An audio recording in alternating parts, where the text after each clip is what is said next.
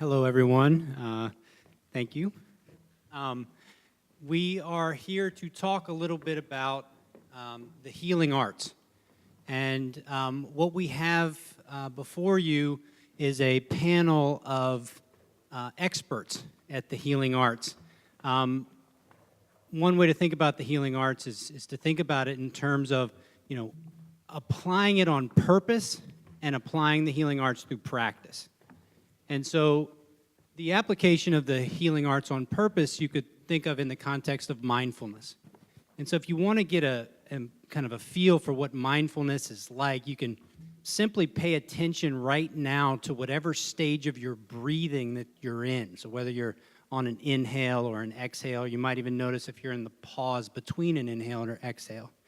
And you just bring your full attention to whatever you're doing in that exact moment. So you can, on an inhale, make it a little bit longer and notice how that changes the way your body feels. If you're on an exhale, maybe you try to breathe the breath out just a little bit deeper and notice how that feels. And in that moment, you're becoming focused on what's happening right now. And so that's essentially the practice of mindfulness, is becoming fully engaged with the moment right now.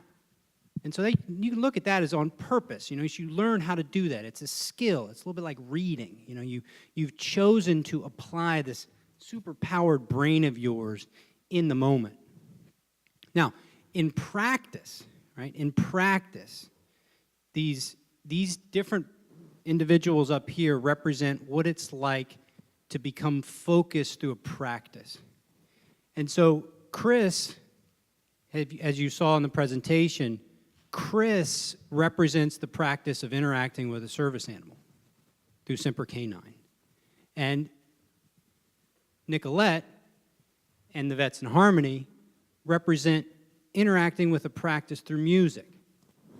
Now, each one of these skill sets represent unique influence on the body. So just to begin with a little bit of science, I founded this company called Armor Down, and we teach mindfulness to the veteran community. And one way we try to shape things is by first taming the mind. Taming the mind, getting the mind to kind of be like, okay, I'm cool with being here. So let's tame the mind with something that we can all recognize is really important, and that's science. So before we talk about kind of the experience of some of these practices, let's talk a little bit about the science. Chris, interacting with service animals, okay? Tactile sensation. Can you speak a little bit about what it's like interacting with the service animal, and maybe what is some of the science behind it? So the first topic is just the legal term assistance dog. And that's, legally speaking, any dog that's trained to provide help to a disabled American or a disabled individual. Within that, you have multiple different specialties, whether it's therapy dogs with animal-assisted therapy, whether it's a facilities dog. The dog is performing some kind of function for the building or an actual organization or a facility. And then you have service dogs. And within that, you could have a guide dog, a hearing dog, or any other specialty. My experience, I was a military working dog handler for active duty for 8.5 years in the Marine Corps. I worked with military working dogs and then eventually specialized search dogs. And a lot of the work that I did was specifically in combat situations, or a situation where it's a unit, a military unit that's going through and dealing with normal combat situations, and afterwards you kind of get your free time. And we used to use our military working dogs, to build camaraderie, build relationships with the units we were with. And when I started working with service dogs in 2014, the term tactile stimulation was introduced to me. And specifically for those who are interested or have heard the phrase tactile stimulation before, in layman's terms, we're talking about grounding to the here and now. A more simple form of putting it is just keeping you focused on the actual moment, right? Or providing a situation where you're confident and independent in that situation, depending on whether you're relying on durable medical equipment like a service dog, or if it's someone who's visually impaired and they have their cane or their walker, or even a caregiver who's holding their arm or walking them to place. This tactile stimulation, this accepting that your next step, your next movement is not going to be compromised because you have taken steps. You've taken, whether it's with your service dog, with your walker, whatever it is, to give you the ability to perform daily tasks. And really it opens up avenues for treatment, opens up avenues for progression, and overcoming some of the finer challenges with the disability. So the moment, right? This present moment, right? Again, kind of reinforcing this. Mindfulness is being focused on the present moment by choice. And what Chris described was this act of using an animal to become present, grounded into the moment, being assured that this moment is the way it is. And so what we have up here with Nicolette and the Vets in Harmony is music. And music has this kind of a rhythm and a flow, and it has an impact in past and future, but at the same time, it's coming together in the moment. Nicolette, can you talk a little bit about some of the science behind the way music influences the body in the moment? Sure. So music therapy, just to give you a brief definition, is using music-based interventions to achieve real-life, non-musical therapeutic goals. And sometimes those are actually music goals. If a person used to be a musician and they don't have function of their fine motor skills, they're working on cognitive deficits, etc. But being in the moment is what makes music therapy so unique and important, especially with our veterans who've suffered traumatic brain injuries, have PTSD, depression, a myriad of illnesses. Being in the moment is improvisation, being present with the music, with each other, listening to each other, riffing off of each other, engaging in the music, whether it be singing, dancing, playing an instrument, or just listening. Listening is being present in the moment because you're only focused on the here and now. All those other issues, they are kind of pushed aside because that's what's going on right now. You're not thinking about these paranoid ideations. You're not necessarily thinking about what you have to do later today. You're in the moment. So the musical ideas that are created on the spot, it's an experience that has never happened before and most likely won't happen again. So it's a unique experience. Filling the space, laughing about something that happened, providing a safe, encouraging space that veterans feel secure in engaging that, because the Vets in Harmony, they're all on the same page. They're all learning. They all have a passion for music. We're learning instruments, guitar, piano, singing, dancing, and it's become kind of it used to be a lesson group, and now it's become Vets in Harmony is our performance, our stage name. And I am deeply sorry that we are not able to perform for you today, but at least you'll hear from my Vets in Harmony. Well, one of the things that we were told was we can't sing, right? And you mentioned that you guys can riff off of each other, right? All right. I mean, so we could you guys riff off of just kind of a sound or we were supposed to sing, how sweet it is to be loved by you. Now if you were just kind of da da na na da na na na do do do do do do love by you. There's sweet baby. I need a shelter, someone's Love by arms. you. There you Yes, were. it is, darling. I need someone to understand my ups and downs. There you were, Ba-dee-ba-doo-doo. with sweet love, sweetly touching All right, my. all right. Before we get in trouble, because We're gonna get we serious trouble were for that. all right. She's not here. They're sticklers about chairs and music around here. So, all right, gentlemen, Vets in Harmony, you guys sing with each other on a regular basis. and you get to spend time with each other, not just kind of hanging out and just BSing, having a good time, but creating something together. Starting John, right? Starting with John. John, will you just briefly just talk a little bit about what that means to you experientially? Let's move away from the science. What does it mean to get back into vibe, get back into rhythm, harmony with another person through music? Well, I have, like most of us, have some stress issues that we deal with daily, and I was having some problems. And then I got into the music therapy part, which is run by Nikki Rubin. When I go in there, I just kind of like tight and stressed many of the times. But when I come out of there, it's just all of it seems to go away, and it has to do with the way we interact with each other as a group. But our leader here, the one that just Nikki is really the motor that makes it work. Without her, we'd be, I think, looking for a replacement, which would not be up to Nikki. So I think it's one of the best things that ever happened to me at the hospital. Name is Charles Kearney. I was with the United States Marine Corps from 81 to 85.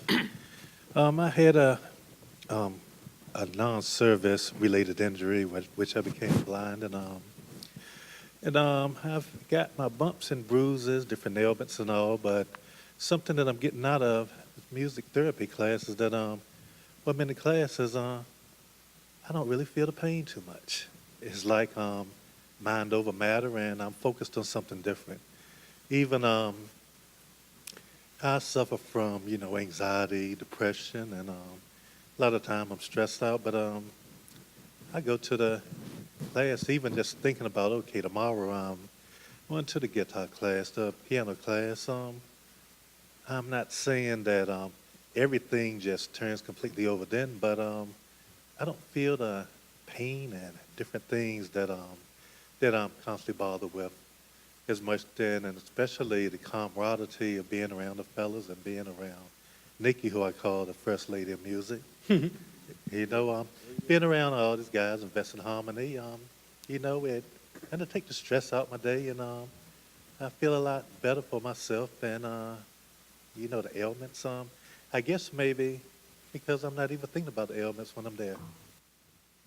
Excellent, wonderful. Gentlemen, anyone else like to offer? My name is Calvin Tilden, one of those red birds. I'm a native Washingtonian. Got a couple others here too. But anyway, I attended Howard University and completed ROTC there. I was commissioned, graduated June 9th, 1967, entered on active duty July 31st, 67, left Dulles Airport to go to Vietnam on June 20th, 1968. I was an armor officer, but while I was in the armor basic course, they said if you lose your track, you're infantry. Well, when they sent me to Vietnam, they didn't have a lot of armor, so I was a tactical advisor to the Vietnamese. They called them the Rough Puff, and I earned a combat infantry badge there. And so I did see some combat and saw a lot of violence, death, wounded. I was discharged in 1970, but let me say this year I'm going through a lot because I'm celebrating a half century and 3/4 of a century. I was in Vietnam from June 68 to June 69, so this will be 50 years. 50 years that I returned from Vietnam, and right before I returned, I turned 25. So this year I'm turning 3/4 of a century. And then I got married in August, and I'm still married to the same person who's been through a whole lot. And so I'll be celebrating my golden anniversary. But this year I'm reflecting a lot. 50 years ago, then it doesn't seem that long. And when I returned, I did take advantage of the educational benefits, but I didn't even go up to the VA for anything else because I felt back then they were trying to disprove everything. So, but after they went into Iraq, and I was watching TV and saw that there's this Native American lady. She was in a transportation unit. They got lost, and she got killed. And I saw that, and I just broke down. And then I yelled at my wife for no reason. And so I said, I need some treatment. I thought I had adjusted, but after I went through the therapy, my daughter said, Dad, you've been suffering from PTSD a long time, because she used to see me yelling at people and all that. But my children knew oldies but goodies, starting from the 50s, 60s, because I was always playing that on the radio. So I had a desire to play a guitar. I had a musical background, but I could, by the time I was in ninth grade, I could play 3 different instruments. But I just gave it up. That was 1959, so that was 60 years ago. But then my grandson was playing the guitar, and then was walking through the hall, and saw Nikki, and she started music therapy. So I was one of the original group, and we were first learning to play just the guitar, and then piano. And about 3 years ago, they wanted us to perform at the tree lighting ceremony. But we weren't ready to try to play an instrument, so that's when we started singing. And we sang an oldie, White Christmas by the Drifters, that I'd been listening to practically all my life and singing to it. And so we sang that and came out pretty well. So I was an original, but my big brother here joined, and my younger brother here is the one who gave us the name, Vets in Harmony. Now, Big Brother, I call him Big Brother because he said one time when he joined the Marine Corps, when he finished high school, and that was the same year that my oldest brother had finished. So I knew immediately how old he was. But my older brother had taught me a little bit of judo, right? And then I found out from him that he's a judo instructor. He has a black belt, right? And so I'm now participating in judo for visually handicapped and people suffering from PTSD, being taught by my big brother. And then my little brother here, he's from D.C. also. He finished the same high school I did, but 20 years after me, right? But the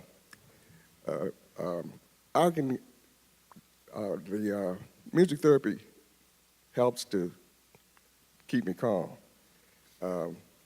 I'll invite all of you. I was the past commander of an American Legion post right here on Capitol Hill, 3rd and D Street, Southeast.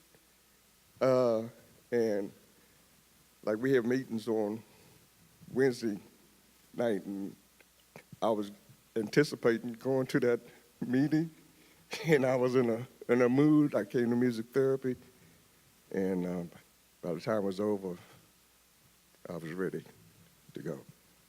So music therapy, plus you get up there and you meet these guys, and you find out that not only are we vets, but we have something else in common. And being called the Vets in Harmony is not just dealing with the music, but the harmonious relationships that we have and developed. Thank you. Well,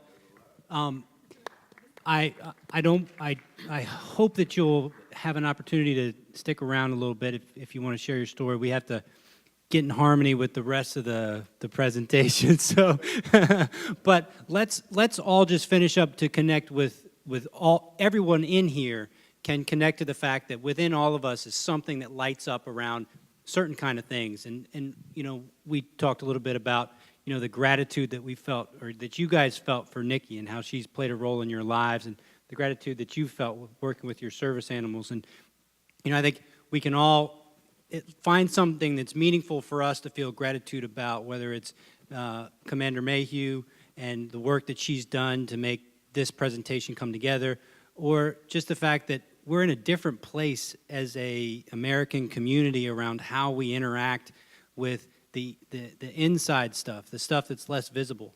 And so there's a lot to be grateful for. So again, you can just practice this. You remember, mindfulness is you know, on purpose or through practice. And so you can just notice where your breathing is. Like just right now, as you just kind of notice, what part of your breath are you on, the inhale or the exhale? And you can just lengthen that in any direction.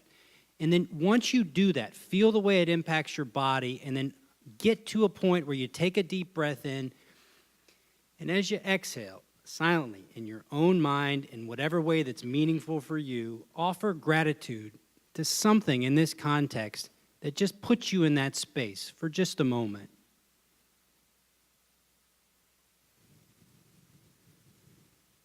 And then one more round of applause for Nikki, Vets in Harmony, and Chris of Semper Canine. Thank you for this opportunity. We really appreciate it.